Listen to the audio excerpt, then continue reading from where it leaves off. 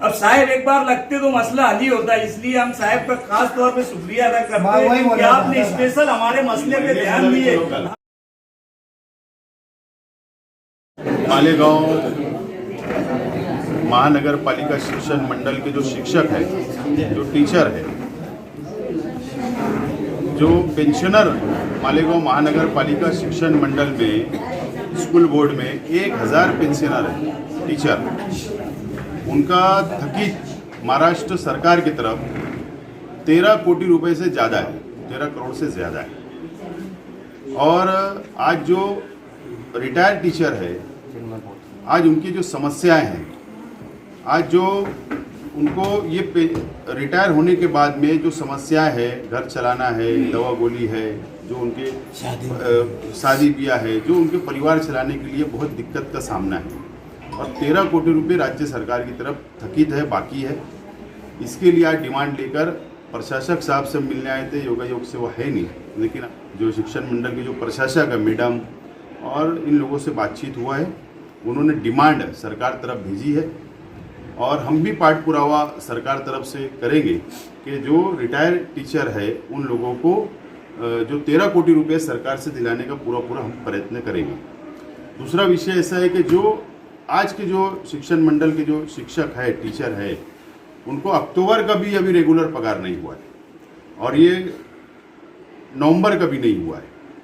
तो यही डिमांड लेके आए थे कि एक थकीत हो गया है 1 महीना, तो रेगुलर पगार इनका होना चाहिए। तो उन्होंने आश्वासन दिया है कि 10 दिसंबर तक ये दोनों पगार जो है थकीत हम उसको दे देंगे।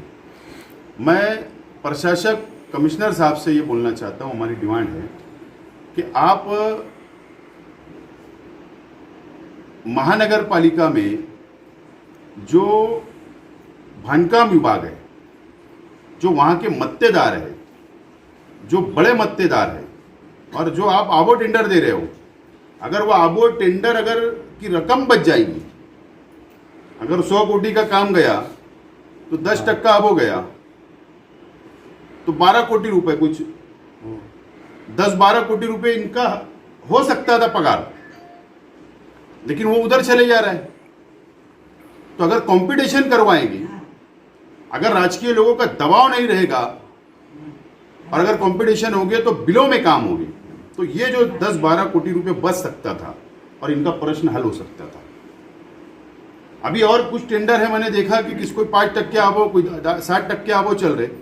तो ये आबो की जो पद्धत है, ये अगर प्रशासक साहब ने बंद कर दिया, एस्टिमेट रेट या बिलो काम अगर कंपटीशन होगा तो पैसा महानगर पालिका का बचेगा और मैं समझता हूँ इन लोगों को महानगर पालिका में आना नहीं पड़ेगा और रेगुलर इनको पगार हो सकता है, इनकी पेंशन हो सकती है। लेकिन राजकीय दबाव के अंदर अगर ये पद्धत रही कि आबो टेंडर, हर टेंडर को अगर आबो दिया जाएगा, तो मैं समझता हूं कि मालेगांव महानगर पालिका का भी आर्थिक नुकसान है और जो जनता, जो शहर की आवाम जो टैक्स देती है, उसका दुरुपयोग हो रहा है।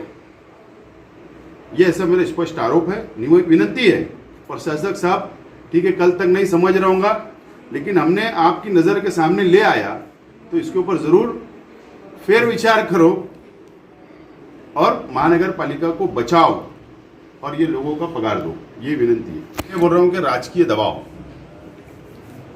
स्पष्ट मेरा मत ये है, मेरा ये मानना है, मैं भी नगर सेवक रहा, महापौर रहा, आमदार हुआ।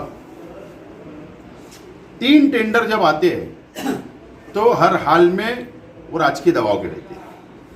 अगर 5 टेंडर 10 टेंडर अगर कंपटीशन में आएंगे तो राजकीय दबाव के नहीं रहते। अगर कमिश्नर साहब ने एक प्रशासक पावर है, डबल पावर बढ़ गया और उसके ऊपर उन्होंने विचार करना, और अगर विचार नहीं करेंगे तो इससे पहले मैंने कहा कि हमारी तो तैयारी है, हमने तो कुछ पेपर वगैरह पुरावे मांगे महानगर पालिका से, पुरावे हमको हाथ लगने साथ ही हमारा तो आंदोलन निश्चित है।